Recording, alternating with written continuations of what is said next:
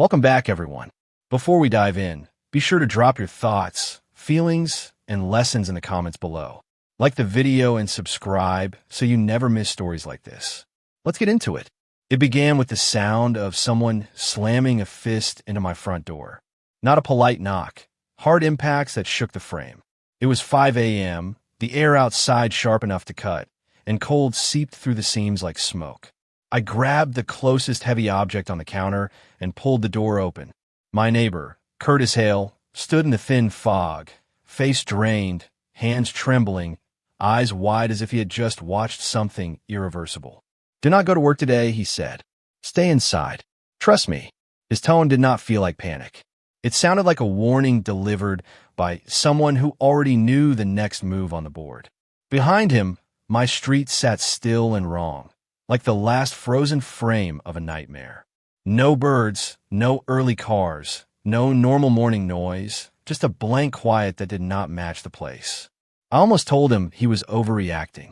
I almost smiled and sent him home, but his expression stopped me. It was the look of someone who had weighed the cost of speaking and chose to speak anyway. By noon, I would understand what he meant. My name is Darnell Braxton. I am 45, and I build biotech systems that behave the way they are supposed to, even when people do not. I live alone now in a cedar cabin my father built on a ridge outside Pagosa Springs, Colorado, where the wind stays honest and the road stays mostly empty. The kitchen smells like coffee grounds and old wood. On the table, there's a pale ring where my wife's mug used to rest. Simone Braxton died during a promising trial drug that turned on her. The report called it an adverse event. I never did.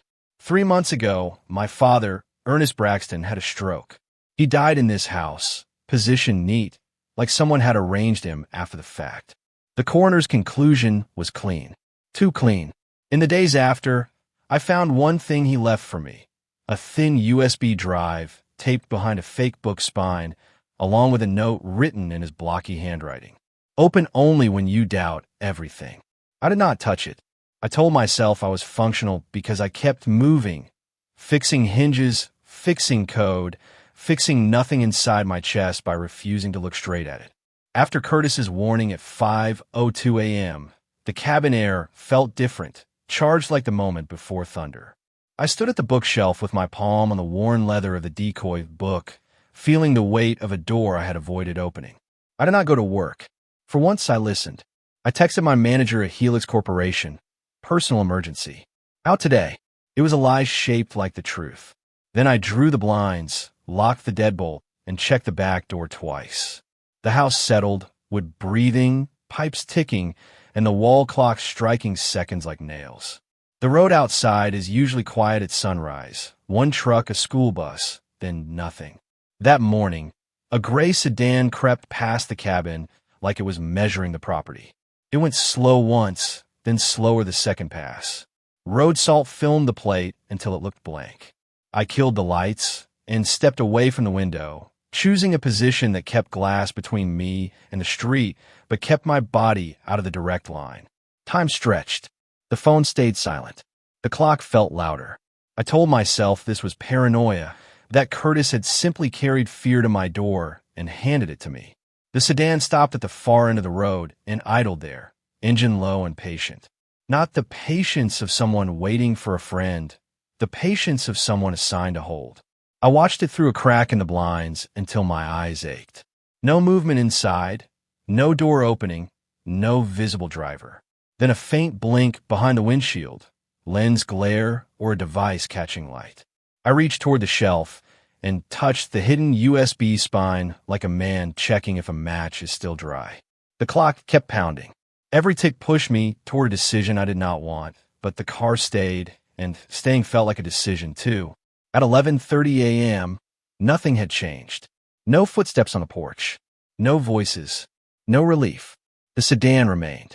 Then my phone lit up. Unknown caller. I let it ring twice before answering, the way a person answers when they already expect damage. "Mr. Braxton," the voice said, controlled and professional. "This is Officer Landon Pierce. Are you aware of an incident at Helix Corporation this morning?" The name of my employer hit my ribs like cold metal. "I'm at home," I said. "I haven't left." The pause that followed felt practiced. "We have footage of your vehicle entering the garage at 8:02, he said. "Your ID was used at the front turnstile. Witnesses place you on the third floor." My hand found the counter to steady myself. "That's impossible," I said, and the words sounded small against his certainty. Through the blinds, the gray sedan was still there, engine humming like an appliance in a morgue. "Did you go to work today, sir?" he asked. The question carried a quiet pressure, as if the answer had already been filed. "No," I said. "I stayed here." "Can anyone verify that?" he asked. The room around me answered with silence. The empty chair, the mug ring, the photo frame that held a life cut short. "I live alone," I said, and the admission landed like a weakness. "Understood," he replied. Papers shifted on his end, a sound meant to suggest procedure. "Your badge pinged at 8:02. Your plate was scanned at the gate." He said, "We're sending units to secure your safety." The word safety scraped. It sounded like the label placed on a box before it was locked. I pushed off the counter. "If you have my car on camera, show me who's driving," I said. Another pause, longer, carefully measured. "Portions of the footage are corrupted," he replied, as if that was normal. My eyes cut back to the sedan. It eased forward a foot, then stopped again. A glint flashed from its windshield. "Stay where you are," Officer Pierce said. "Do not leave the premises. Help is on the way." My stomach tightened. Every instinct said help was not what was coming. Then he added, testing the boundary like a hand on a locked knob, "Do not open the door for anyone, unless it's us." I ended the call and felt the cabin shrink. The air thinned, as if oxygen was being rationed. In the bookshelf, the USB felt heavier than it was a small thing holding too much. And the front door heard something, two soft taps, not the pounding from earlier. I froze. A voice came low through the wood. "Darnell," Curtis whispered, "it's me. Do not open the front. They are not here to protect you." I turned on the hall light and saw his shadow at the mudroom window. His jaw was tight. His eyes moved, scanning like a man tracking a perimeter. Curtis slipped in through the back, closing the door with 2 fingers like it was expensive. "We move now," he said, breath controlled. "Back fence. Down the draw. 60 seconds. 60, I repeated. "Less if you argue," he answered.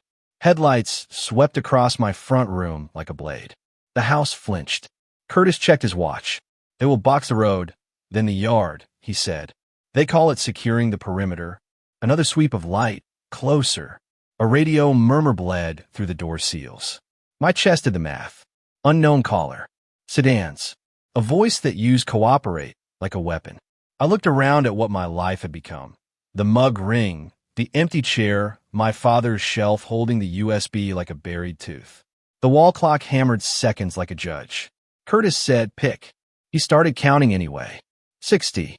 55. We moved. Boots quiet on old boards. Hands on cold latches.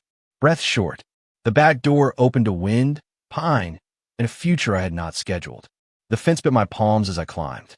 Splinters dug in. My boots hit rock, and the ground fell into a shallow gulch lined with scrub and debris. We crouched and slid along the dark line behind the cabins. Curtis pointed once, and we broke into the open where his SUV waited under shadow. Doors closed without slamming. Belts clicked. He turned the key and let the engine catch without roaring. We rolled down a service lane with headlights off.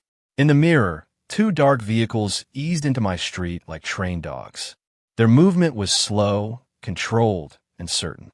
Far off, sirens faded instead of coming closer, like someone wanted noise without urgency. White beams cut houses into pieces.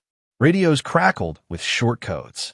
Then I heard 3 words through Curtis's scanner that landed like a fist.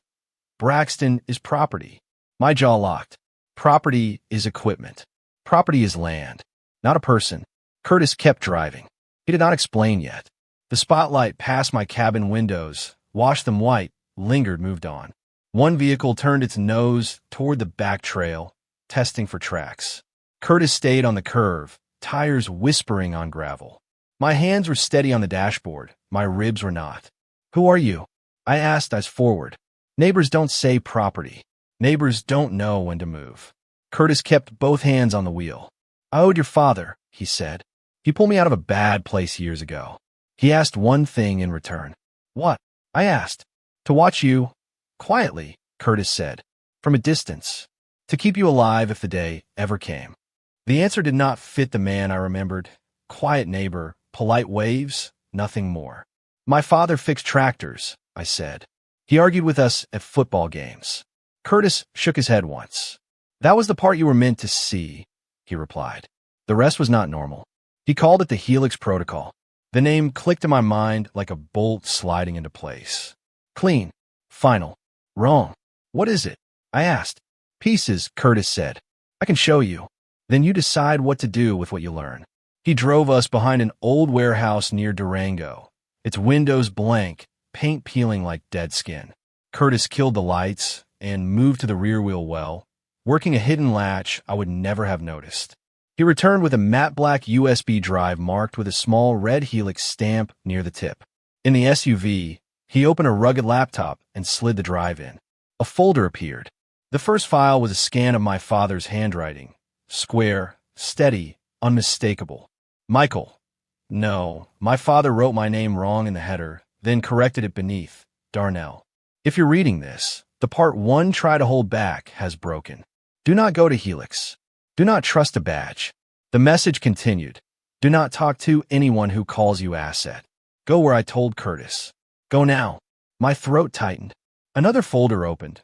A map, times, and a short list of names that carried weight like anchors. At the bottom, a line I could hear in my father's voice. Open the vault only when you doubt everything. Curtis watched me like a man watching a fuse. He didn't want you in this, Curtis said. Doesn't matter, I replied. He knew it could happen. That means he planned for it. Curtis nodded toward the map. Then we follow it. Curtis opened more files. Reports, memos, invoices, clean fonts, and cold words. The first page made my stomach turn. Population DNA acquisition through clinics and screenings, disguised as wellness programs, not consent. Another file mapped partnerships with officials whose faces I'd seen on evening news, smiling beside ribbon cuttings. Grants in, favors out. Then a slide deck that said it plainly. Distributed human gene bank.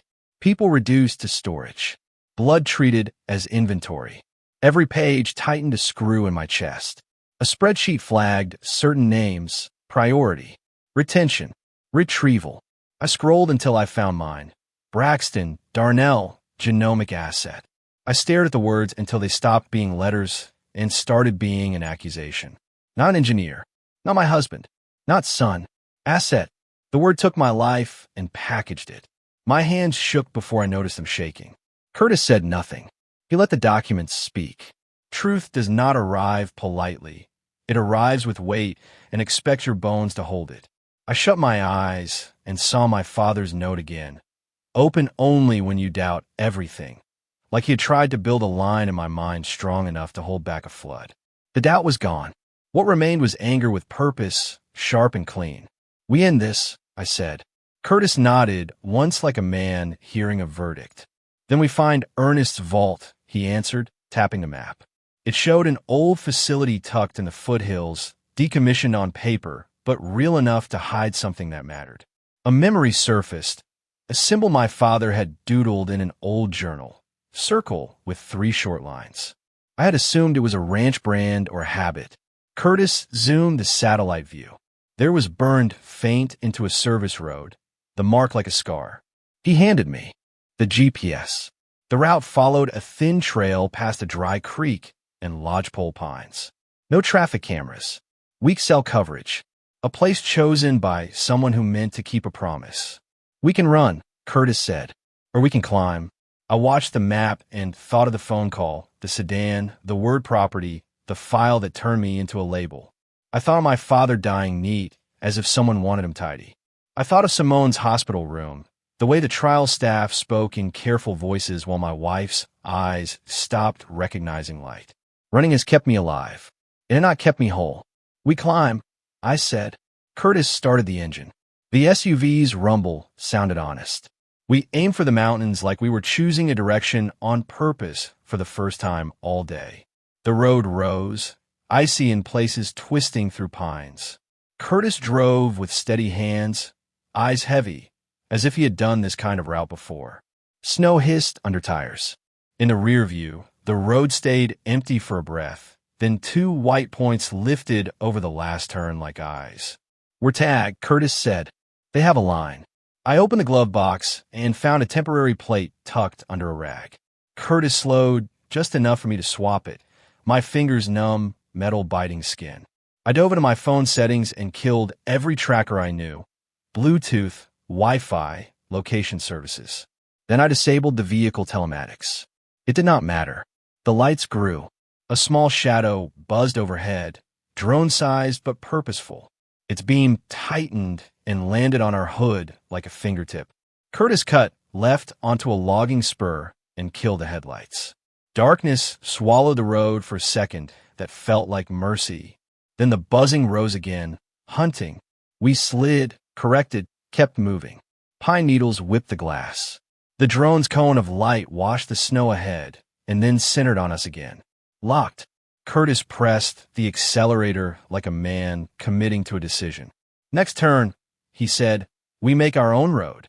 He turned off the cut and drove into trees where no vehicle was meant to go. Branches scraped the sides, a hard whisper on metal. We moved slow enough to keep the undercarriage intact and fast enough to make the drone guess. The buzz wavered, slid left, overshot, corrected, then stuttered and went quiet. Signal lost. Curtis parked in a pocket of shadow. We stepped out into the air that bit. Breath turned white and vanished.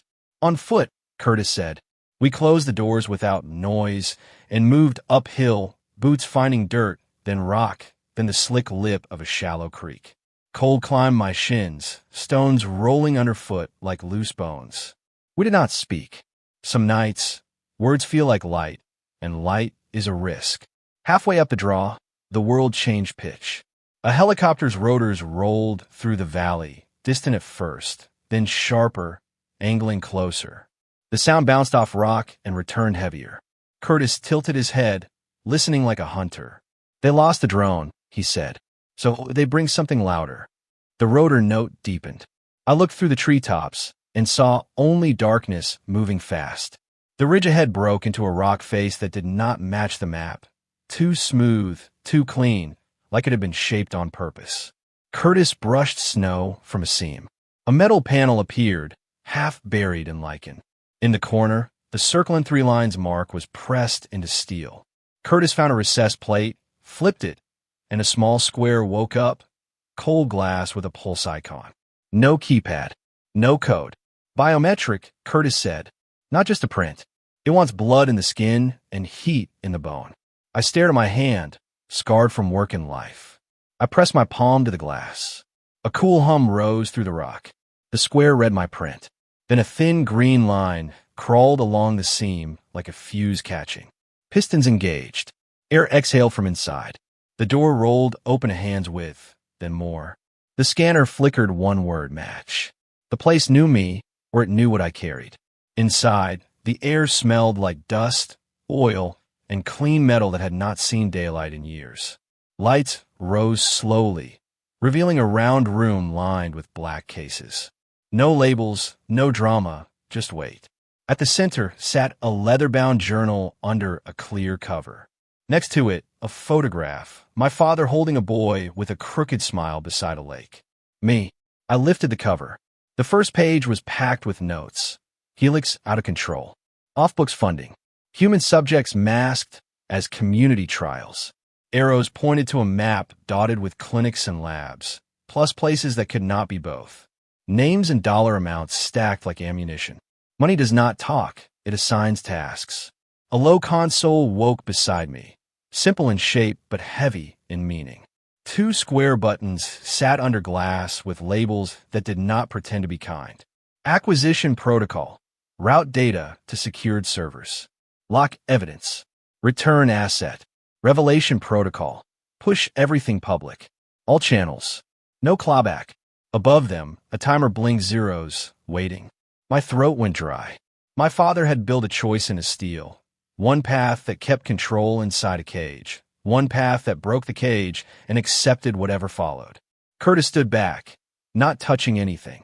"We have a 6-minute window," he said, checking the receiver. After the satellite swung, this vault became deaf. No voice out.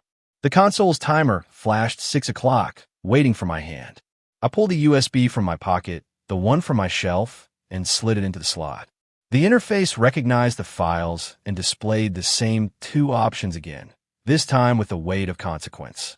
I pressed Revelation, Test. The timer started 5:59. A soft internal tick began, not loud, but steady like a second heartbeat counting down the price of being sure. Status bars crawled. Outside, the wind slapped the ridge. Curtis listened toward the door like he could hear the future. "Now they move," he said. The mountain did not argue. My phone lit up and rang. Unknown caller. I put on speaker. "Braxton," a smooth voice said, polite as paperwork. "Agent Malcolm Langston, Federal Protective Service Liaison. We are moving to secure you as a witness. For your safety, you need to stand down the transmission." "Witness to what?" I asked. "Protected from whom?" "Hostile actors," he said fast like a brochure. "We have a team en route. Discontinue the uplink." "Send your paperwork," I said. "Warrant. Case number. Judge. Chain of custody." A chime sounded. My email is filled with a PDF labeled "Protective Order, Braxton." It looked clean at first glance. Seal, signature, official formatting. I zoomed in. The seal code font was wrong. The signature pixel bled like it was pasted. The listed office address was a suite I knew had been demolished. The timestamp was Eastern, not Mountain. "Nice try," I said. Langston did not change tone. "If you continue, you compromise your legal position. We are here to help." "Then send the 802 footage," I said. "Show the driver's face." A breath controlled. "Portions are unavailable." "The parts with the truth," I said. The timer read 5:11. The uplink climbed. My phone buzzed again, same number, more insistent. I ended the call. The room felt narrower, as if the walls understood what I had chosen. Then the wall screen blinked to breaking news without asking. My face filled it. My voice played. A neat cut of me confessing to a staged attack at Helix. Words I never said in a tone I never used. The anchor nodded while a ticker crawled. "Helix secure. Employee admits role. Public safety response underway." Comments erupted. Bots. Strangers. People who mistake speed for truth. I did not shout. I did not plead. I opened the console's biometric verification and clamped my wrist into the sensor. The system salted a timestamp from the vault clock and bound it to my live waveform. Heartbeat, oxygen, skin temperature, breath rhythm. Things a deepfake cannot borrow without borrowing the body. A split screen appeared. The fake video on one side, my live spectrogram and EKG on the other. A verification badge waited. I spoke slowly. "My name is Darnell Braxton. This is my voice right now. This is my heartbeat right now." I read 2 lines from a memory only my father and sister knew, from a fishing trip when I was 12 and a storm flipped our boat. The badge turned green.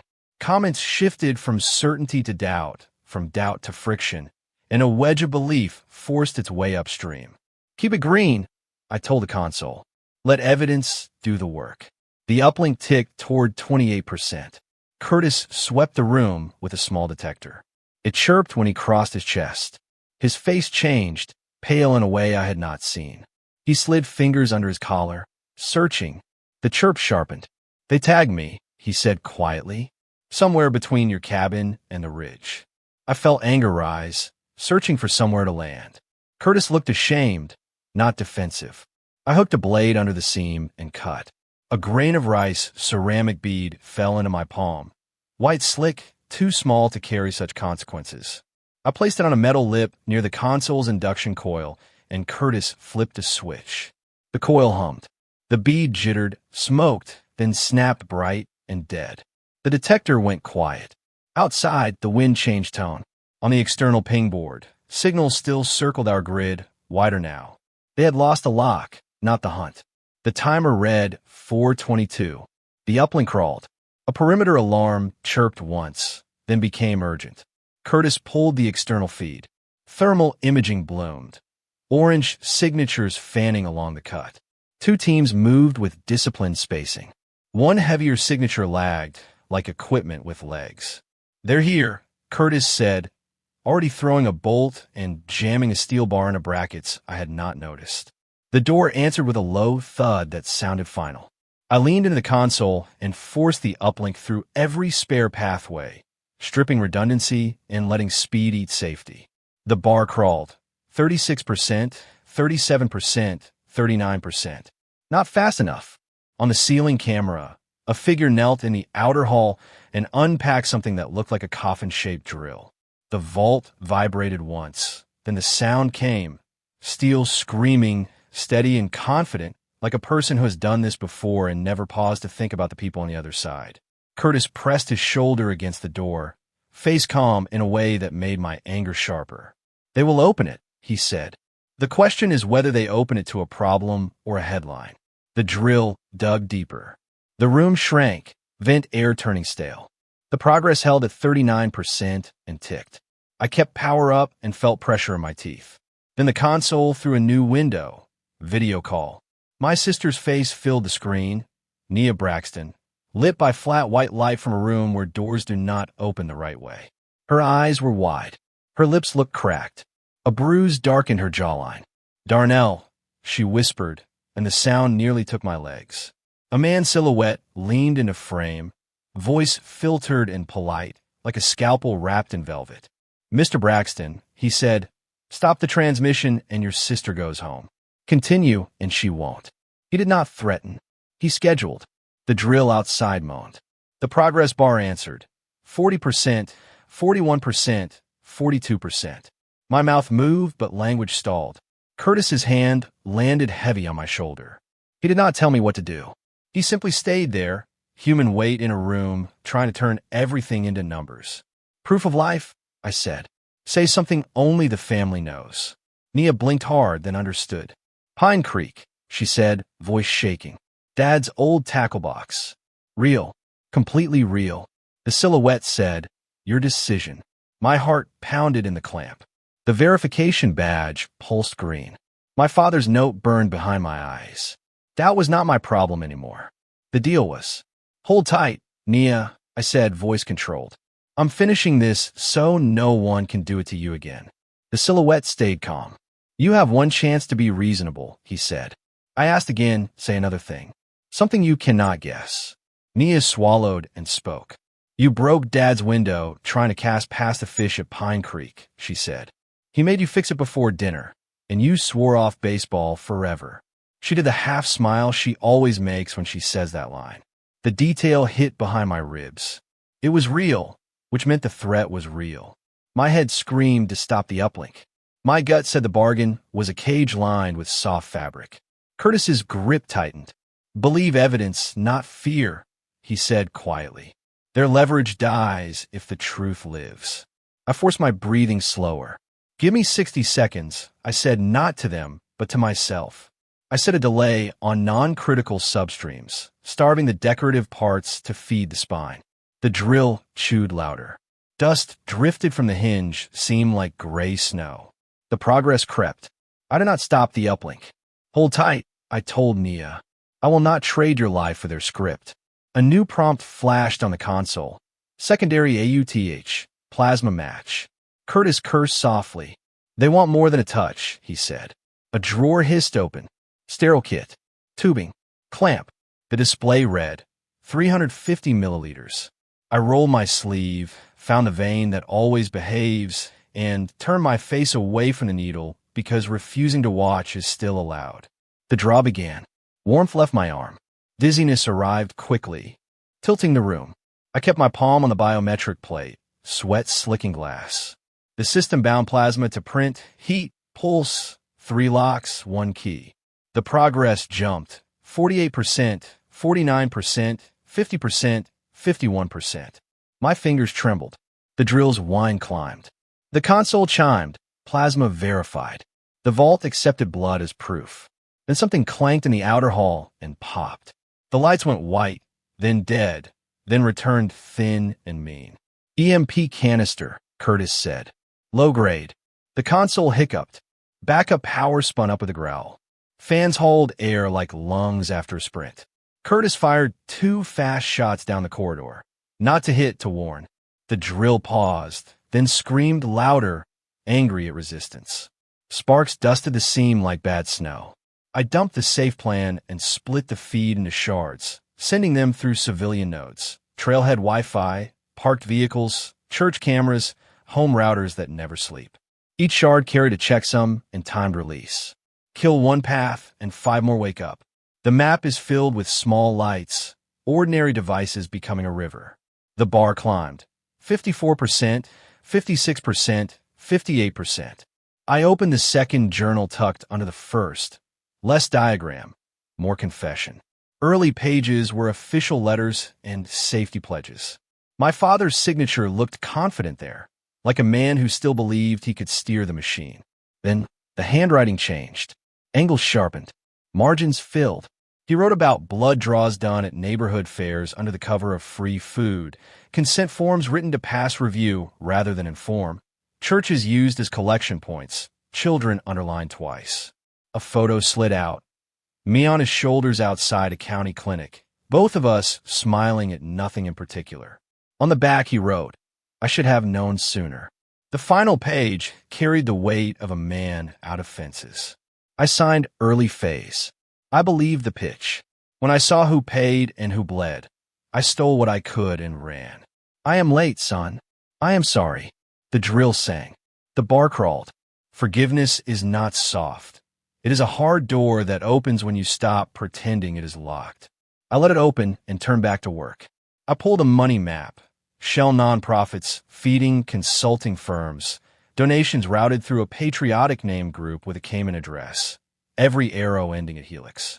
I opened an email chain titled Continuity of Operations. Halfway down, the name that gave the operation a face appeared. Director Keegan Harrow.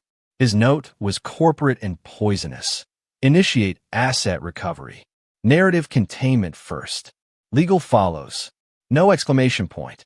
Men like him raise budgets, not voices. I tag physician rosters, trial leads, shipping receipts, freezer serial numbers. Then I package a verification guide in plain English. Who to call, which docket to pull, what to request, how to match lot numbers to clinics. Click. Confirm. Repeat. Not rumor, procedure. Each document carried a hash and timestamp from the vault clock.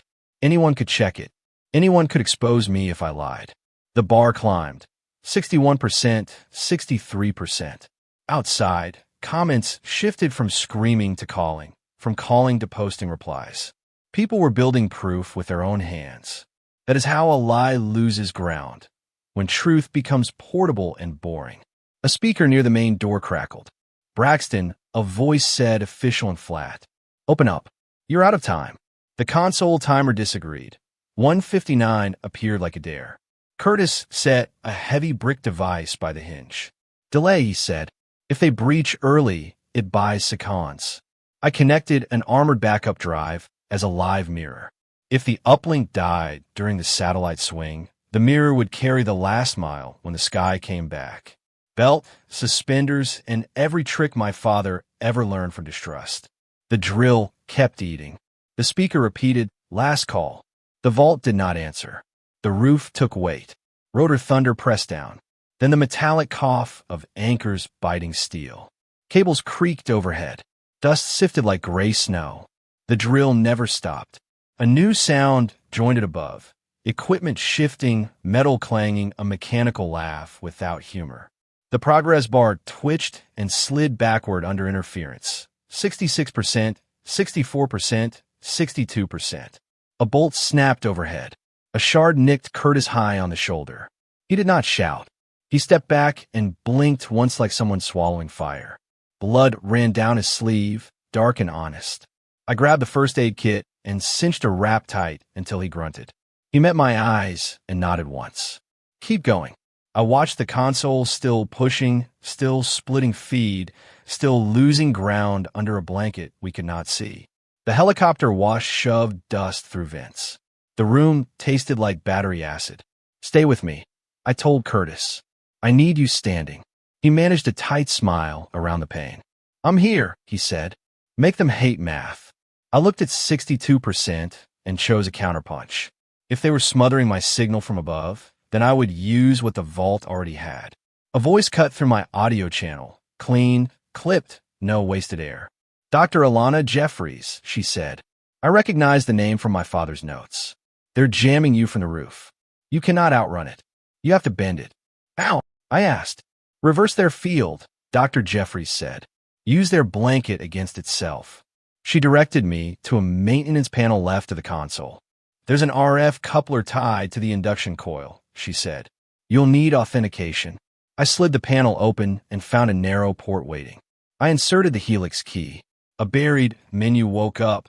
Options only someone inside the project would know. "Phase offset -45, Dr. Jeffries instructed. Route counter noise through the coil into the roof braces.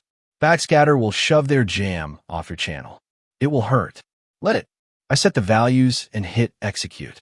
The room snapped white for an instant. Ozone bit my teeth. Hair lifted on my arms. Sparks walked the seam like hot insects. The rotor note wobbled overhead. On the screen, the bar kicked forward. 62%, 65%, 68%. "Good," Dr. Jeffries said.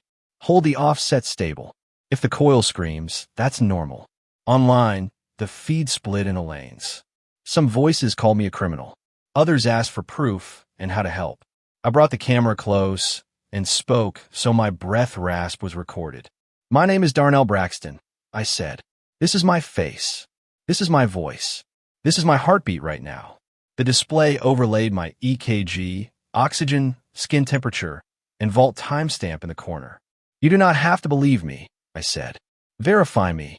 I read 2 more family lines only Nia and my father would recognize. The verification badge flashed green. Comments moved from noise to questions, from questions to calls. People posted screenshots of hospital administrators responding. County clerks replied, with docket numbers. 1,000 small hands pulled the same rope. The bar rose, 69%, 70%, 72%, while the helicopter hammered the roof and the drill chewed the door. Evidence spoke in a language that did not need my personality. At 72%, Dr. Jeffries sent a final tool, a public validator page that let anyone paste a file hash and see vault time, chain of custody, and connected ledgers. No faith required, just math. I stitched it to the top of the package and pinned it. Dr. Jeffries' tone tightened. "Harrow just ordered a regional jam," she said. "They're widening the blanket." The lights trembled. The rotor note deepened. The console stuttered as pressure increased. The bar bucked, 72%, 68%, 64%, 62%. My stomach tried to follow it down. Feeds blinked. Nodes dropped, returned, dropped again. I held the offset steady as instructed. "Do not chase noise," Dr. Jeffries warned. "Let the validator do the talking when it lands." The validator link spread anyway, because people can share faster than a corporation can silence. Hospital replies stacked. Ledger screenshots appeared. The floor under me got thicker as the ceiling pressed down harder. I forced my breath slowly and kept the coil screaming until ozone smelled sweet in my nose. We did not die on the drop. We found footing in it. I switched uplink routes again, amateur radio hops, ham repeaters across ridges, old equipment that did not ask permission. I keyed a short burst with handoff instructions. A rancher near Gunnison caught it and pushed east. A kid in Leadville with a garage full of wire fanned it south. The mountains lit with stubborn signals that did not care what Helix wanted. Online, the phrase "choose truth" climbed into view because ordinary people repeated it, not because anyone marketed it. Helix tried copyright claims broad enough to shut down half the stream. Platforms labeled it public interest and left it up. Inside the vault, the bar steadied again. We were not alone. The auxiliary corridor detonated with a flat bang. Hinges leapt. The side door cracked open an inch, then 6. A tactical team entered low and hard, visors down, rifles tucked, movement tidy like training.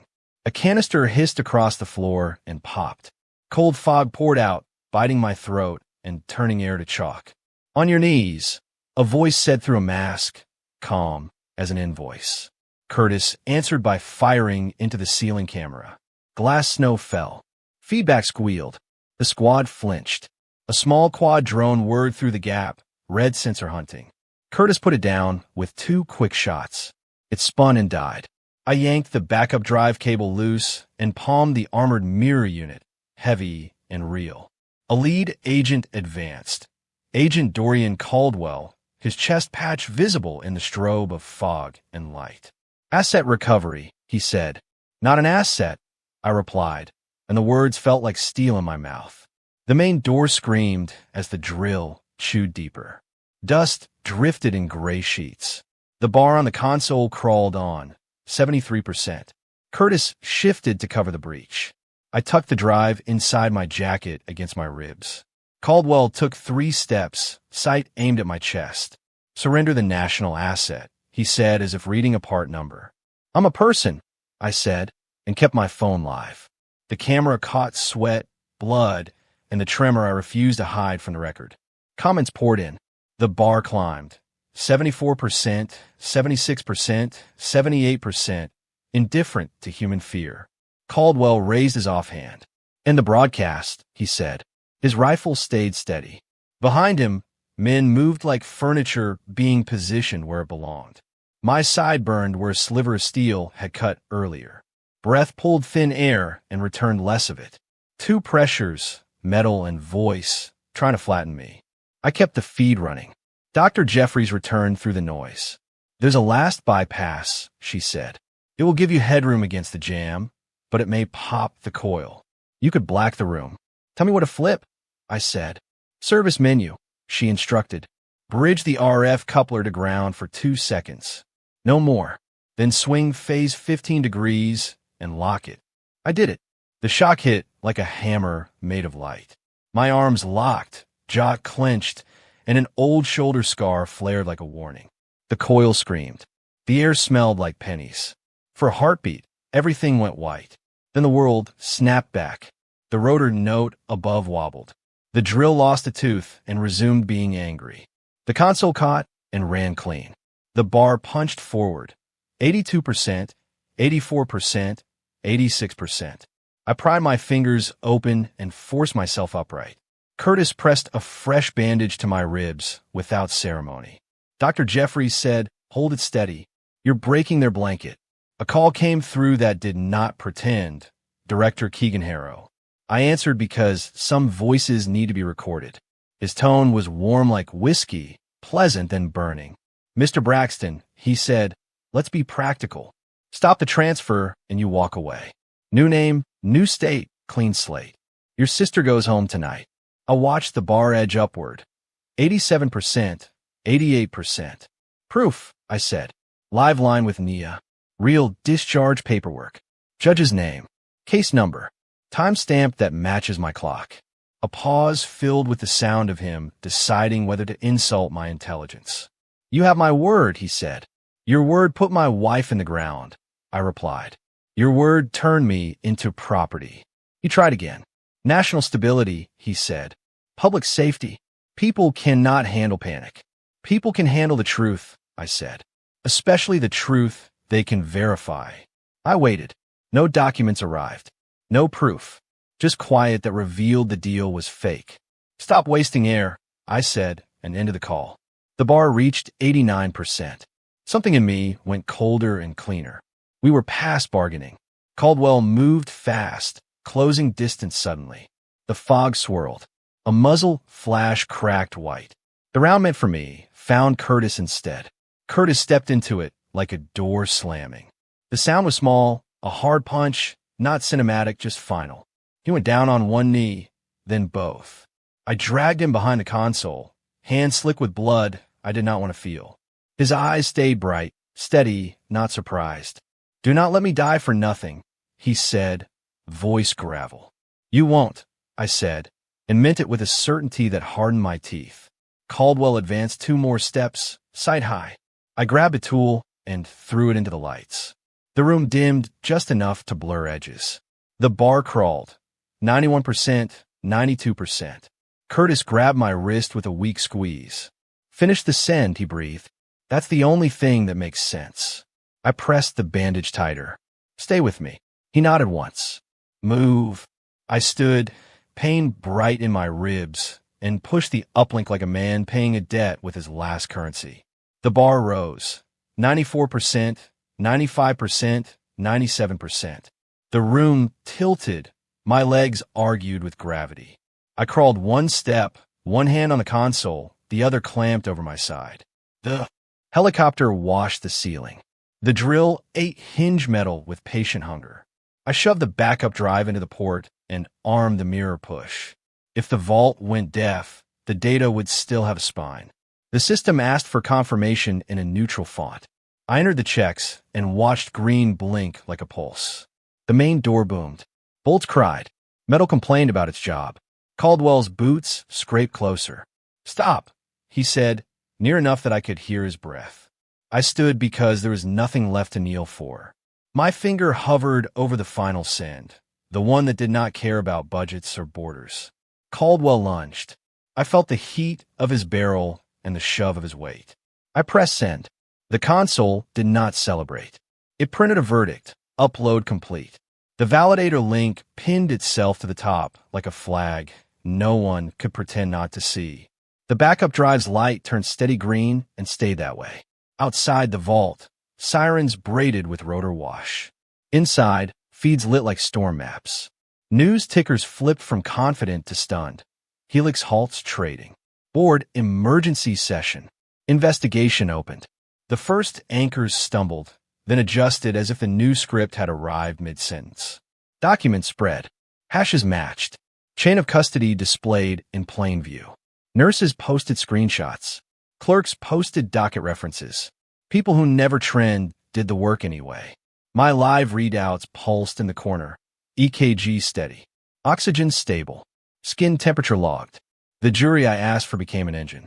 Caldwell lowered his barrel a few inches, then a few more, not for mercy, but because math had moved beyond him. The drill at the door wound down and stopped, like a machine that finally understood it had lost the race. Caldwell's radio hissed new orders he did not like. His eyes shifted, calculating. Something heavier than protocol landed over him. Consequence exposure, the kind you cannot shoot. I coughed and tasted copper. "It's out," I said, voice rough but controlled. Caldwell did not answer. He did not need to.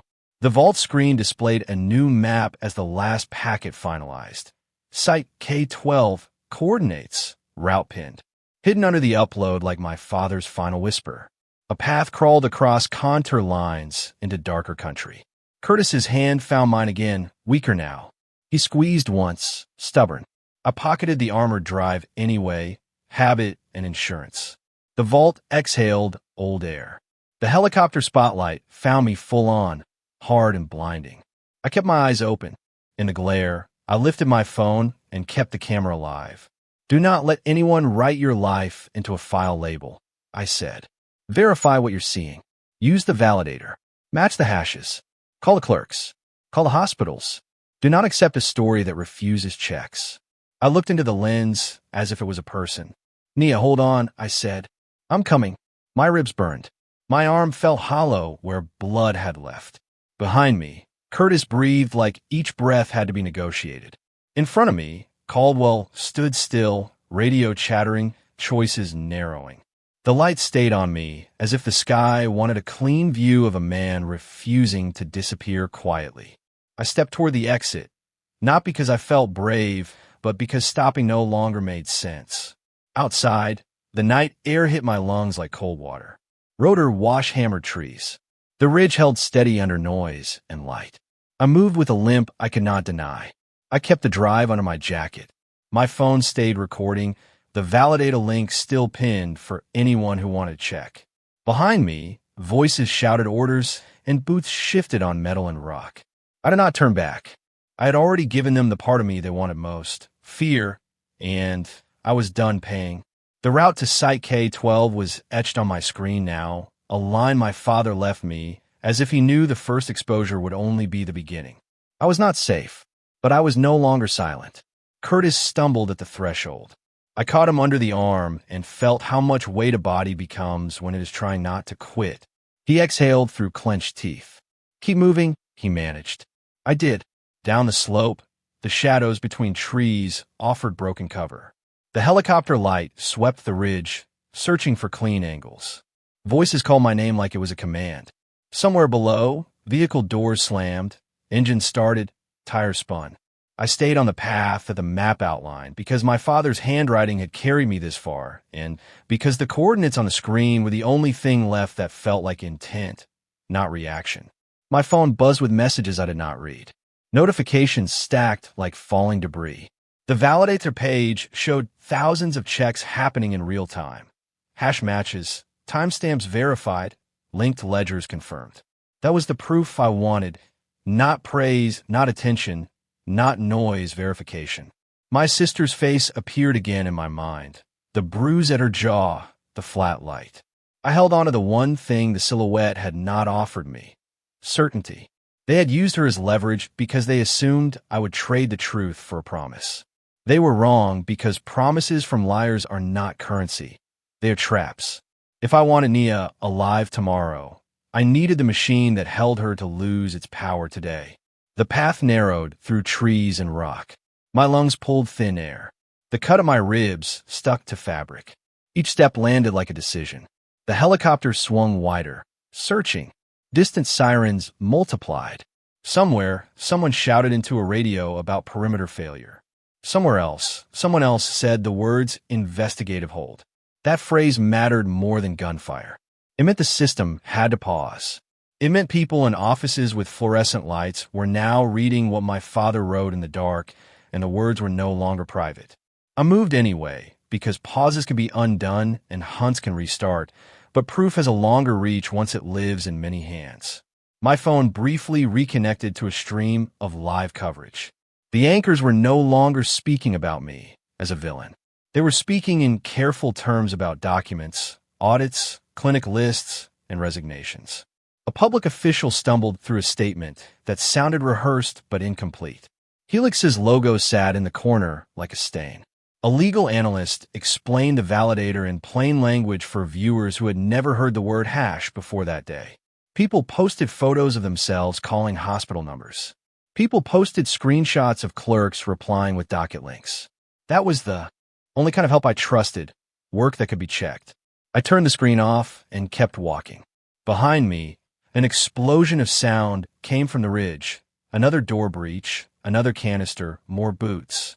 They would sweep the vault even after it was too late, because that is what men do when they lose control. They keep moving and pretend motion is victory. I thought of my father's note, open only when you doubt everything. He did not say it would save me. He said it would keep me from being fooled. That was the difference between survival and being managed. The Helix protocol had counted on people keeping their doubts locked away. It had counted on shame and isolation. It had counted on fear. That day, it met a problem it did not budget for. Proof that could be copied. My legs wobbled. I stopped behind a rock outcrop and pressed my back to stone until the dizziness passed. Blood loss made the world tilt at the edges. Curtis leaned against a tree, eyes half-lidded, refusing to drop. You did it, he said, and the words were not congratulatory. They were a report. It's out, I answered. We sat for 10 seconds, listening.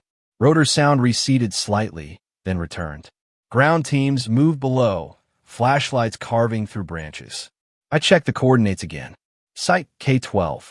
A route line angled toward an access road further east, an old service cut that might still exist.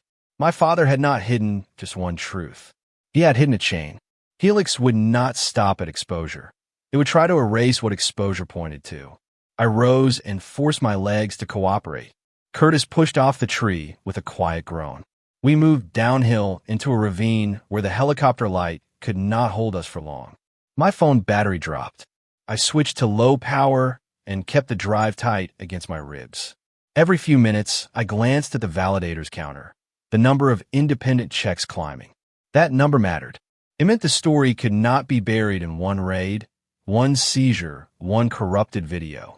People already had copies. People already knew what questions to ask. Helix could call me whatever it wanted now. Asset, suspect, threat, but it could not unpublish the math once the public had it. A text came through on a secure channel from Dr. Jeffries. Keep moving. K12 is real. Do not trust anyone who arrives with a single document and no cross-check. The message was short, precise, and that was why I believed it. I did not reply. I saved the contact and kept moving. Curtis coughed once wet. I watched his breathing and saw his shoulder wrap darken. I knew what a chest shot can do even when it does not drop a man instantly. "You need help," I said. Curtis's response was immediate. "After," he replied. Not before. He was not being brave. He was being exact. We reached a service road that looked abandoned, half covered in snow and pine needles. Tire tracks crossed it, fresh. Not ours. Curtis lifted a hand, and we stopped. We listened. An engine idled somewhere beyond the bend. Low, patient, the same kind of patience the sedan had worn earlier. I took my phone out and turned the screen to Curtis. The map suggested another cut through the trees that bypassed the bend. Curtis nodded. We left the road and moved through brush, careful with foot placement. In the dark, branches grabbed at my sleeves like questions. My ribs pulled tight with each breath. Behind us, the helicopter's sound faded farther away, perhaps redirected by orders that were now confused. Confusion is what happens when the narrative fails. We crossed another creek, colder than the first, and climbed a small rise where the trees thinned. For a moment, the sky opened. Stars showed through. The helicopter light swept the far ridge instead of ours. I checked my phone again. The feed was still live in other hands, even if mine dropped. That was the point. The work had moved beyond me. In the distance, faintly, I saw road lights, county vehicles, maybe federal vehicles, maybe both. I did not assume any of them were on my side. The documents were on the side of truth, not uniforms. That was the only alignment that mattered. Curtis's steps slowed. I steadied him again. He looked at me, eyes clear despite pain. "Your father was not naive," he said. "He was late, but he wasn't blind." I nodded once. "He built a vault with 2 buttons," I said. "He made a choice and dared me to press it." Curtis swallowed, then spoke like a man paying a debt aloud. "He asked me to protect you because he knew they would call you property. He wanted one person near you who would refuse that language." I did not thank him. I held him upright and kept moving.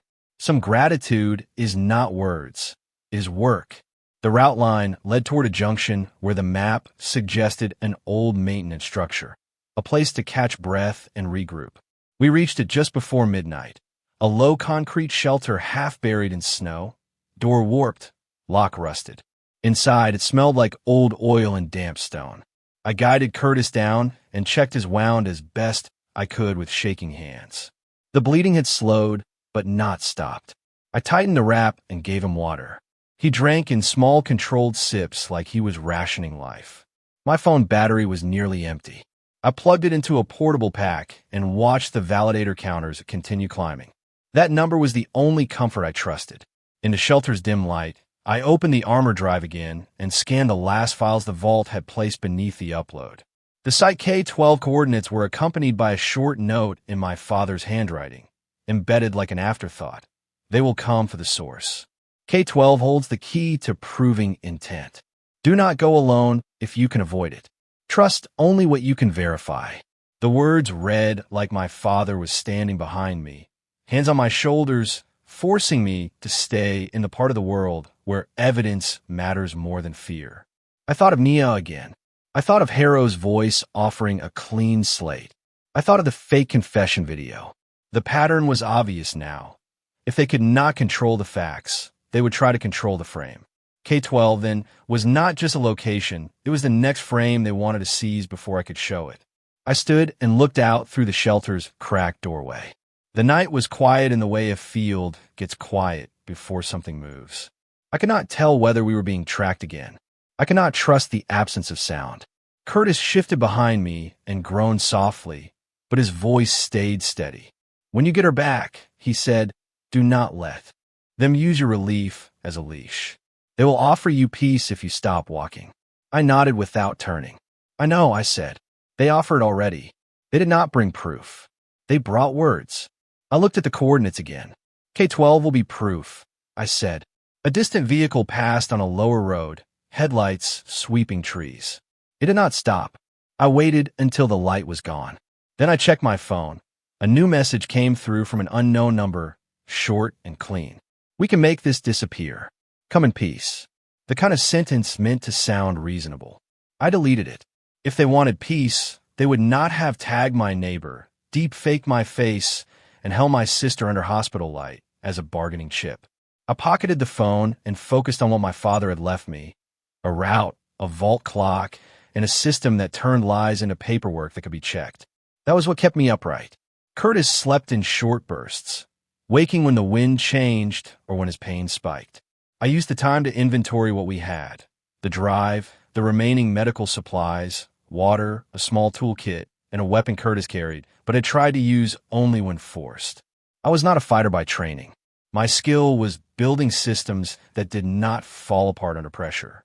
That day, my father had handed me a system built for the same purpose: withstand intrusion, withstand noise, withstand lies. The Helix protocol had relied on secrecy and speed. My father answered with redundancy and verification. I did not need to win a shootout to win. I needed the truth to remain accessible when they tried to close doors. Near dawn, my phone pinged with a different tone, an emergency alert-style feed. The state had issued a notice about Helix. Trading halted, federal inquiry launched, public health oversight engaged. A local news outlet displayed a list of clinics now under review, many of which matched the vault documents. That mattered. It meant the machine was slowing, not because it felt guilty, but because the gears were jammed by scrutiny. I scrolled long enough to see a panel showing how to verify the released files, using the validator link I had pinned. I shut the screen off again. Attention was not safe. My sister was still in someone's control. K-12 was still ahead. I needed movement more than I needed to witness the consequences. Curtis woke fully and insisted on standing. His face looked gray, but his eyes stayed hard. "We move now," he said. I did not argue. We left the shelter and followed the map through a band of trees toward a rough road that the coordinates suggested would lead near Site K-12. The snow thickened in pockets. My ribs tightened with each step. Curtis's breathing stayed controlled, but I heard the strain. We reached a small ridge and looked down into a valley where an industrial silhouette sat against the snow. Faint structures, fencing, and a road that had been plowed recently. Not decommissioned, not forgotten, active, the kind of place that exists by pretending it does not. I did not approach. I watched. Even from a distance, I saw cameras at the fence line. I saw a vehicle move between buildings, no insignia visible from that angle. Curtis raised binoculars with shaking hands. "There," he said, pointing. A sign on a service gate carried a bland label: Municipal Storage, Restricted. The kind of sign designed to make people stop asking questions. I thought of my father's note, proving intent. The released files showed methods and outcomes. K-12 might show the original plan, the orders, the drafts, the human decisions that turned neighborhoods into sample pools. That is what men like Harrow feared. Not emotion, not outrage, but documented intent tied to names. My phone buzzed again, this time a call from Dr. Jeffries. I answered in a whisper. "You're close," she said immediately. K-12 is going on lockdown. They're shredding, wiping, moving assets. "My sister?" I asked. A pause. "We're tracing," she said. "They use medical cover, but the ledger is breaking. Keep your head. Keep the drive. Do not rush the fence." I stared at the valley and forced my hand steady. "What do I do?" I asked. "You record what you can," she said. "You pull one piece that proves command structure. One document. One server image. One chain that ties Harrow to K-12 operations. Then you get out alive. Public scrutiny is rising, but people like him will still try to erase the last page." Curtis lowered the binoculars, jaw tight. "She's right," he said. "This is where they will burn evidence." I watched a truck back up to a loading bay. I watched workers move crates. The scene was ordinary on purpose. "We need a way that doesn't end with a body count," I said. Curtis looked at me, then at the valley again. "There's always a maintenance path," he replied. "No place runs without someone taking out trash and fixing wiring." I looked along the perimeter until I saw a thinner line. An access road along the far side where trees met fences, less lit, less watched. The kind of place security assumes people won't choose because it's inconvenient. "We go wide," I said. Curtis nodded once. We circled through trees and dropped down toward the far access road, using brush as cover. My phone stayed on low light, camera ready. I recorded from distance, gate labels, vehicle plates where visible, timestamps, camera placement. Not drama, not speeches, just documentation. I sent clips through the validated channel to be hashed and timestamped because if I vanish later, I wanted the data to survive independently. Curtis watched the fence line and counted patrol cycles. Every 8 minutes, he said. 2 guards. 1 vehicle. He paused to breathe, then added, they're changing patterns. They know eyes are on them. I felt my stomach harden. Then we don't waste time, I said. We reached a culvert where water ran under the fence line, partly iced, wide enough for a body if the body accepted cold and pain. Curtis looked at it, then at me. That's your maintenance path, he said. I did not hesitate. I slid into freezing water and crawled under, keeping my phone and the drive sealed as best I could. The cold hit my ribs like a second injury. Curtis followed, slower, gritting teeth. We emerged on the inside of the perimeter near stacked equipment and a shadowed wall. From there, the facility sounds were clearer, distant generators, a forklift beep, a door closing. The place was awake. We moved tight to the wall, staying in blind angles. We found a service door with a keypad. Curtis pulled a small device from his pocket and clipped it to the panel. Your father taught me a few things, he said, voice thin. The lock clicked. The door opened. Inside, fluorescent light buzzed. The hallway smelled like disinfectant and hot electronics. A sign on the wall read Storage Wing C, but the floor plan taped beside it had handwritten edits and a helix stamp in the corner. We moved past a janitor cart, past a closed office where shredders ran loud behind the door. I held my phone low and recorded, catching the sound, the sign, the timestamp. In a server room, fans roared. We found a workstation left unlocked in a hurry. On the screen was an internal memo with Harrow's name at the top and a directive line that froze my blood. Initiate retrieval. Asset Braxton. Priority. Containment above all. Beneath it, a routing order for medical holding tied to an address I recognized from a hospital network. Nia. I saved the file, photographed it, and copied it onto the armor drive. Proof of command. Proof of intent. Proof of where she was being moved. Curtis leaned on the doorway, breathing hard, eyes sharp despite pain. That's the chain, he said. Now we leave. We exited the same way we entered, because staying longer would turn documentation into a death wish.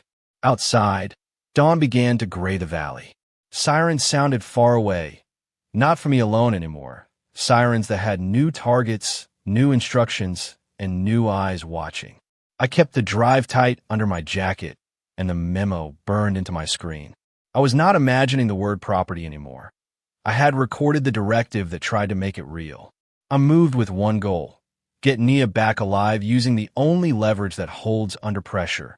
Verified truth tied to names, orders, and timestamps. When I looked up at the pale sky, I did not ask for luck. I kept walking. We just found a memo with the order that proves where my sister is being moved. This is the chain that exposes the whole operation. If you want part 2 and the rescue, subscribe and turn on notifications, then comment "Truth wins" so I can pin the strongest responses. Don't let this ending be the last page. The end.